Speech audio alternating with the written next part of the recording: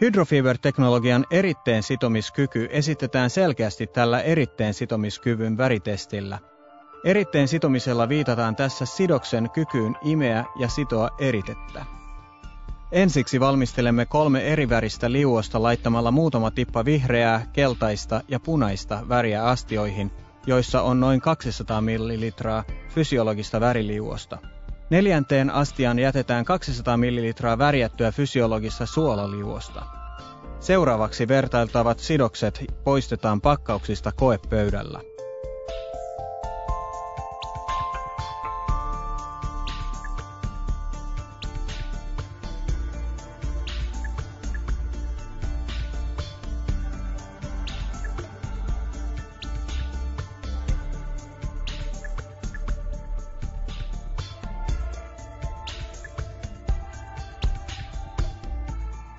Sidokset valmistellaan leikkaamalla ne 10 cm x 3 cm kokoisiksi kaistaleiksi.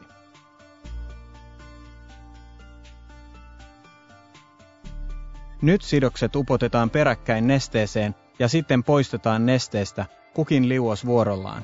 Kun Aquacel-sidos kastetaan ja sitten poistetaan vihreästä liuoksesta, voimme selvästi nähdä rajan kastuneen ja kuivan sidoksen välillä. Kun sama sidos kastetaan peräkkäin jäljellä olevissa värillisissä fysiologisissa suolaliuoksissa, näemme hyvin selvästi raidalliset osiot, jotka ovat eri värisiä.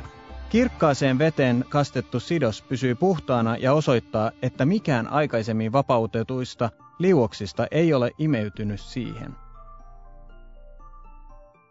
Testi toistetaan alginaattisidokselle, tässä tapauksessa sorbsan-sidokselle. Värilliset raidat eivät ole selkeitä ja eri värit kulkevat pitkin sidosta.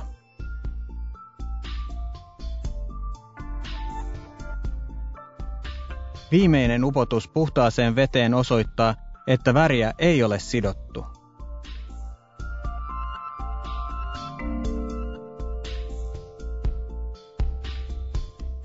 Tätä vaikutusta korostuu entisestään, kun testi tehdään käyttämällä harsoa.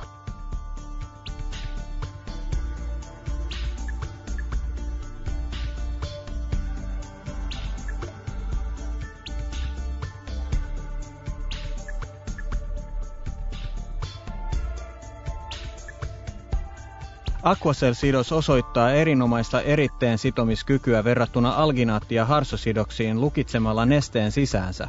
Kliinisissä olosuhteissa haavaerite saattaa sisältää haitallisia bakteereita.